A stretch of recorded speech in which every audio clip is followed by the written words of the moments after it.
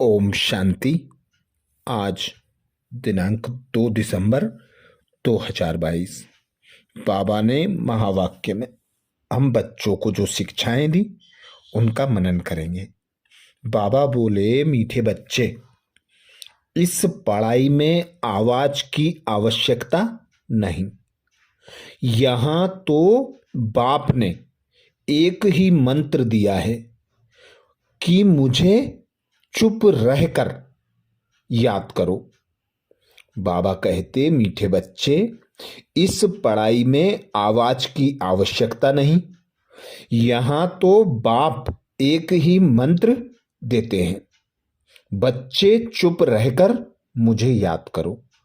अर्थात हम बच्चों को न्यारा प्यारा पिता परमात्मा इस संगम युग पर बाप टीचर सदगुरु बनकर पालना देते। बाबा हम बच्चों को पढ़ाते, राजयोग सिखाते, राजाओं का राजा, महाराजा, महारानी, सतयुगी देवी देवता बनाने के लिए। तो बाबा कहते, इस पढ़ाई में आवाज की आवश्यकता नहीं है। कम बोलो, मीठा बोलो, अच्छा बोलो, ऐसा बोलो जिसमें सबको सुख प्राप्त हो। तुम बच्चे निमित्त बने हो विश्व परिवर्तन के। तुम हो ईश्वरीय संतान, तो तुम बच्चों की चलन बड़ी रॉयल होनी चाहिए। इसीलिए बाबा हमें स्वयं का नॉलेज देते। तुम एक आत्मा निराकार हो। तुम्हारा स्वधर्म शांत स्वरूप है। तुम्हारा पिता निराकार परमात्मा है।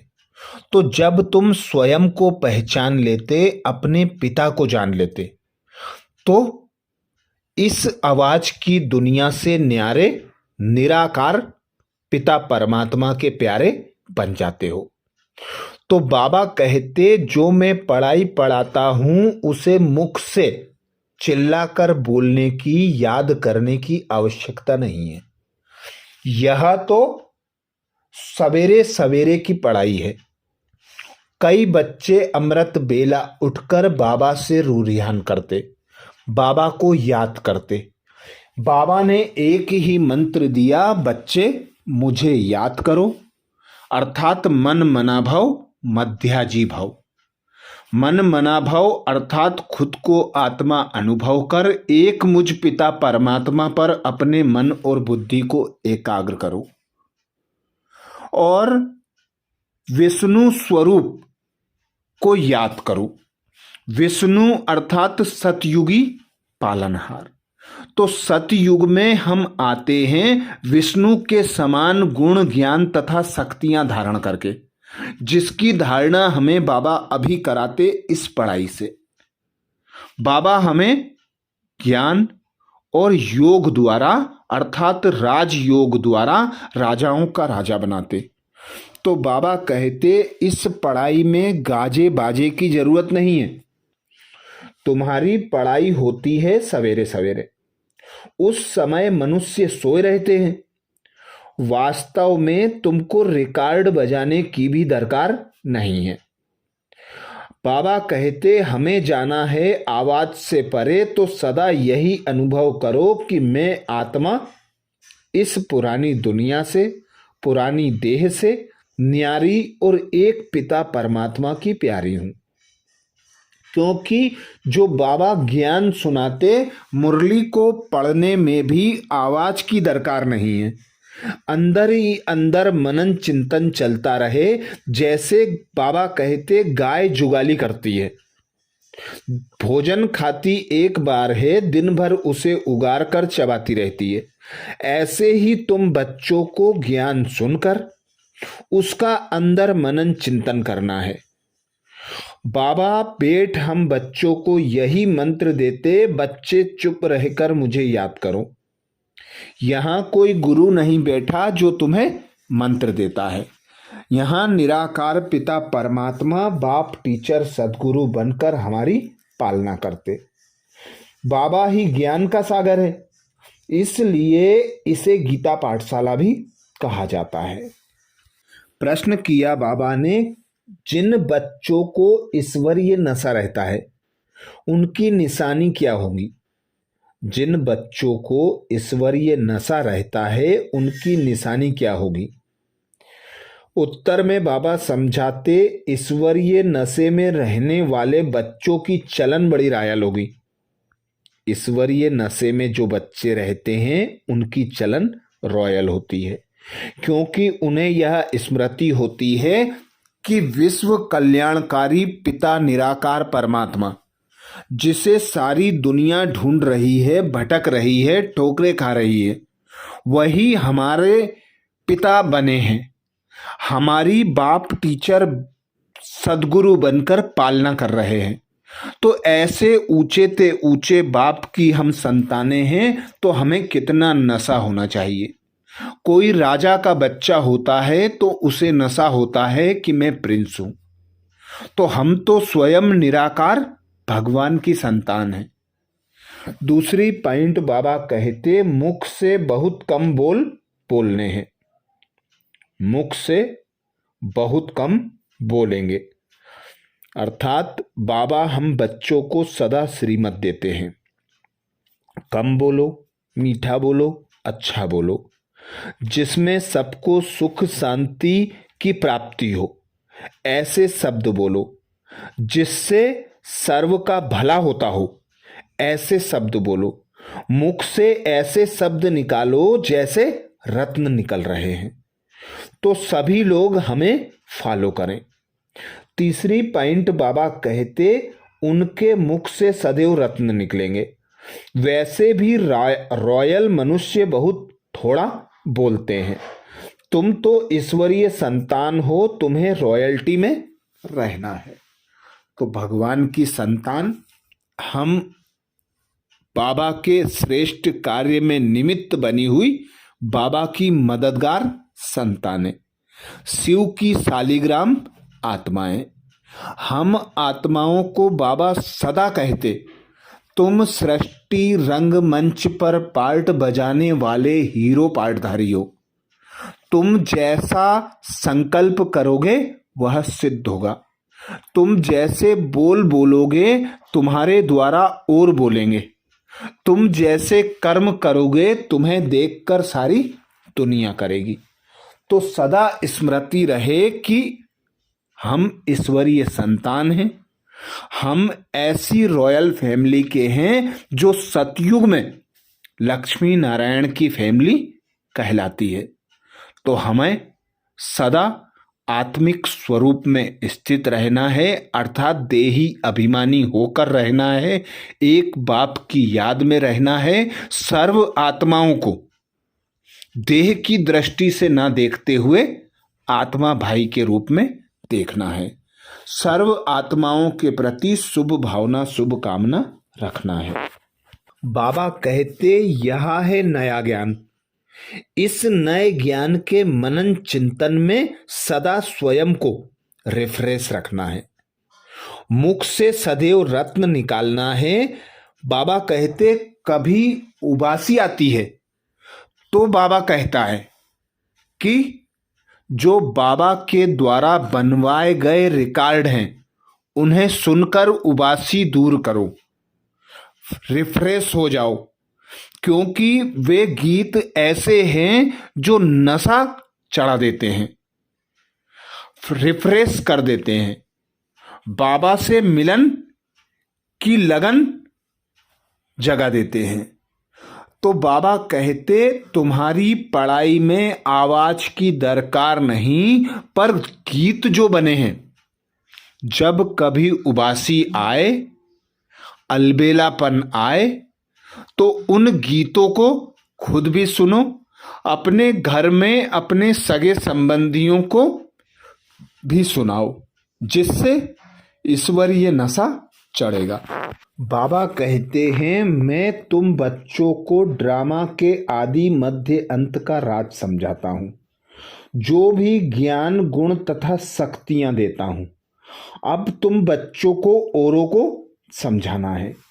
बाबा कहते, अब बाप ने समझाया है, तुमको फिर औरों को समझाना पड़े, 4 युगों का 4 हिस्सा करना पड़े, फिर आधा आधा करना पड़े, आधे में नई दुनिया, आधे में पुरानी दुनिया। ऐसे नहीं कि नई दुनिया की आयु बड़ी कर देंगे। समझो कोई मकान की आयु 50 वर्ष है, तो आधा पुराना कहेंगे, आधा नया। दुनिया का भी ऐसे है। यह सब बाप ही आकर बच्चों को समझाते हैं। इसमें गीत गाने की व कविता सुनाने की दरकार नहीं है। हम संगम युगी ब्राह्मणों की रस्म रिवाज बिल्कुल बाबा कहते न्यारी है।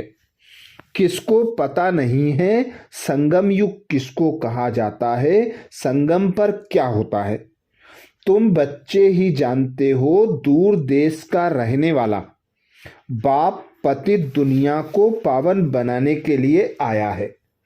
ब्रह्मा विष्णु शंकर को दूर देश का नहीं कहेंगे। दूर देश है शिव बाबा का और आत्माओं का। हम सब निराकारी दुनिया के रहने वाले हैं। पहले है निराकारी दुनिया, फिर आकारी दुनिया, फिर साकारी दुनिया। वहां से आत्माएं आती हैं, पहले पहले देवी देवता धर्म का पार्ट बजाने। पहले सूर्यवंशी घराना, फिर चंद्रवंशी घराने की आत्माएं आती हैं। जब सूर्यवंशी हैं तो चंद्रवंशी होते नहीं। चंद्रवंशी जब होते हैं तो कहेंगे सूर्यवंशी पास्ट हो गए। ऐसे ही सृष्टि का चक्र फिरता रहता है। बाबा कहते, अब तुम बच्चे मुझ बाप को याद करो, चक्र को फिराते रहो। यह है राजस्व अश्वमेघ रुद्र ज्ञान यज्ञ। इस यज्ञ में बाबा कहते सारी पुरानी दुनिया स्वाहा हो जानी है। जिसको राज्य पाना है वही योग में रहते हैं।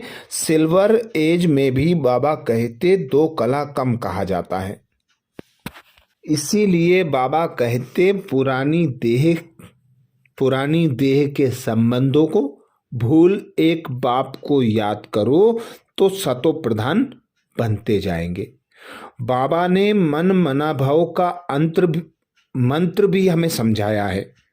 बहुत नामी ग्रामी है। बाबा कहते देही अभिमानी बनो, देह के सब धर्म छोड़ो। यह ज्ञान तुम कोई भी धर्म वाले को दे सकते हो। बेहद का बाप कहते हैं अल्लाह को याद करो। आत्मा अल्लाह का बच्चा है। आत्मा कहती है खुदा ताला, अल्लाह साईं। जब अल्लाह कहते हैं तो जरूर आत्मा का बाप निराकार है, उनको ही सब याद करते हैं। बाबा कहते अल्लाह कहने से जरूर नजर ऊपर जाएगी। बुद्धि में आता है कि अल्लाह ऊपर में रहता है। यह है साकार सृष्टि। हम यहाँ के रहने वाले हैं। हम यहाँ पार्ट बजाने आते हैं अपने घर परमधाम से, तो हम हैं मुसाफिर।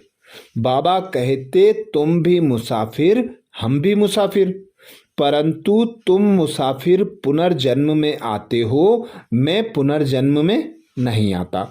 तुमको छी पुनर्जन्म से छुड़ाता हूँ। इस रावण राज्य में तुम बहुत दुखी हो गए हो। अब मैं तुमको इस दुख से मुक्त कराकर सुख की दुनिया में ले जाने आता हूँ। तो बाबा कहते हैं खुद को आत्मा अनुभव कर मुझ पिता निराकार परमात्मा को याद करो। वरदान दिया बाबा ने। वरदान में बाबा बोले एक की याद में मन को एकाग्र कर। मन मना भव रहने वाले एवर रेड्डी संपूर्ण भव। एक की याद में मन को एकाग्र कर, मन मना भव रहने वाले एवर रेड्डी संपूर्ण भाव।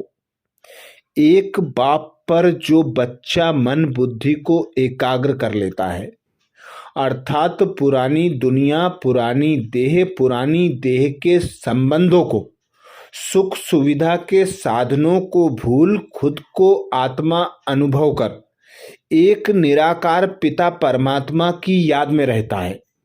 एक पिता परमात्मा से सर्व संबंधों की अनुभूति कर सर्व प्राप्तियां एक बाप से करता है।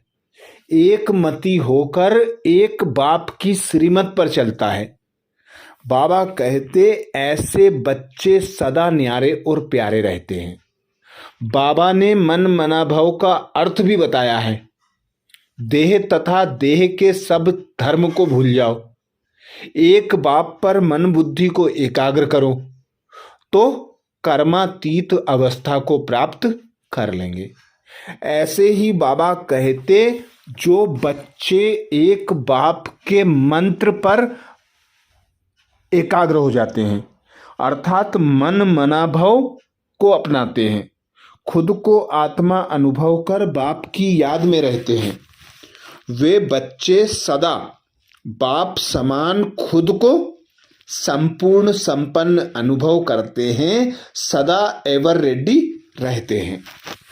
क्योंकि बाबा आया है हम बच्चों को घर ले जाने के लिए, तो घर ले जाने का बाबा एक ही युक्ति बताते, मन मना भाव। एक बाप को याद करो, नष्टो मोहा स्मृति लब्धा, सर्व धर्मों को भूल जाओ। इसीलिए बाबा कहते हैं सदैव स्मृति में रखो कि हर समय एवर रेडी रहना है। किसी भी समय कोई भी परिस्थिति आ जाए, लेकिन हम एवर रेडी रहेंगे। कल भी विनाश हो जाए तो हम तैयार हैं। एवर रेडी अर्थात संपूर्ण। संपूर्ण बनने के लिए एक बाप दूसरा ना कोई, यह तैयारी चाहिए। मन सदा एक की तरफ मन मना भाव है तो एवर रेडी बन जाएंगे। एवर रेडी होकर सेवा करो तो सेवा में भी सहयोग मिलेगा, सफलता भी मिलेगी। स्लोगन में बाबा कहते बाप की 1000 गुना मदद के पात्र बनना है तो हिम्मत के कदम आगे बढ़ाओ। बाप की 1000 गुना मदद के पात्र बनना है तो हिम्मत का कदम बढ़ाओ। बाबा स्वयं भगवान निराकार परमात्मा कहते हैं हिम्मते बच्चे ते मददे बाप। जो बच्चा हिम्मत का एक कदम बढ़ाता है, बाबा 1000 भुजाओं से 1000 कदमों से उसकी मदद के लिए खड़े रहते हैं। बाबा सदा कहते हैं कि बच्चे मुझे याद करो, मैं सदा हाजिर हूं। इसीलिए बाबा को हाजिरा हजूर कहा जाता है। तो एक बाप से मदद लेना है तो सदा हिम्मत के साथ एक बाप की याद की लगन में मगन होकर कदम आगे बढ़ाते जाना है। तो ये थे बाबा के महावाक्य। अच्छा, ओम शांति।